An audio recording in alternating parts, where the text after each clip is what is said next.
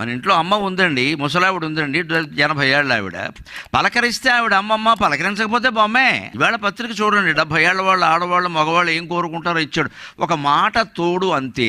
యువతరాన్ని కోరుతూ ఉన్నా, మీరు మీ ఇంట్లో పెద్దవాళ్ళతో మాట్లాడండి. మీ మామగారు, అమ్మమ్మగారు, తాతగారు ఉంటే వాళ్ళ దగ్గర కూర్చోండి, కాస్త కాఫీ తాగండి, వాళ్ళని తిన్నారా అనగండి. ముసలావిడిని ఆనందింపజేయడం మన ఉద్దేశం. రేపో మాప వెళ్ళిపోతుంది ఆవిడ పక్కన కూర్చొని తాగచ్చు కదా. కాఫీ తాగుతూ కూడా ఎంగిల్ చెయ్యట్టి దీనికి ఎలకాల ఫోన్ ఎక్కడ? కాసేపు అవతల పారేయలేమా? తల్లితోనో, తండ్రితోనో, అమ్మమ్మతోనో, మామతోనో, తాతతోనో మాట్లాడలేమా?